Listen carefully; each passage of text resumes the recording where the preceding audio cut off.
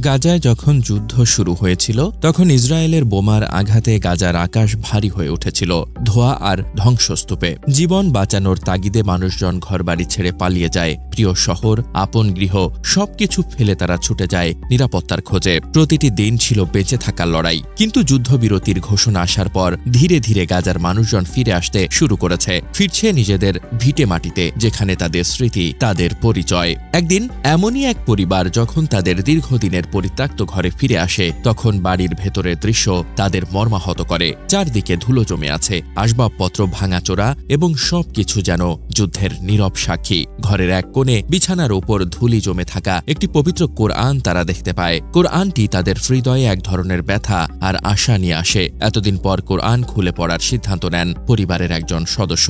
কিন্তু যখন তিনি কোরআনের পৃষ্ঠা উল্টান, তখন তার দৃষ্টি আটকে যায় সূরা আল তাওবার 14 নম্বর আয়াতে। এই আয়াত যেন সেই মুহূর্তে তাদের জন্য এক বিশেষ বার্তা হয়ে আসে। আয়াতের অর্থ হল, হে মুমিনগণ, তোমরা অবিশ্বাসীদের সাথে যুদ্ধ করো, কেননা আল্লাহ তাদের শাস্তি দেবেন তোমাদের হাত দ্বারা। তিনি তাদের শাস্তি দেবেন, তিনি তাদের ওপর রাগান্বিত করবেন, আর তোমরা তাদের ওপর বিজয় লাভ করবে, আর মুমিনদের হৃদয় প্রশান্ত হবে।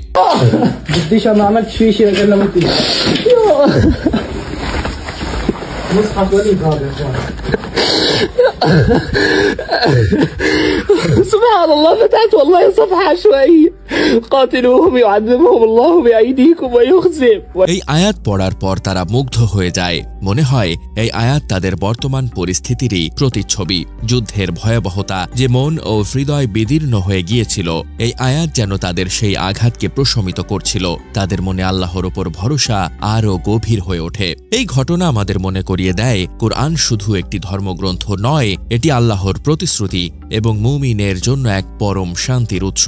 গাজার মানুষ যারা দীর্ঘ যুদ্ধের মধ্যে বেঁচে আছে, তাদের জন্য এই আয়াত যেন আল্লাহর সাহায্য এবং বিজয়ের বার্তা নিয়ে এসেছে। এটি প্রমাণ করে, যতই অন্ধকার ঘনিয়ে আসুক, আল্লাহর বাণী এবং সাহায্য কখনো মুমিনদের ছেড়ে যায় না।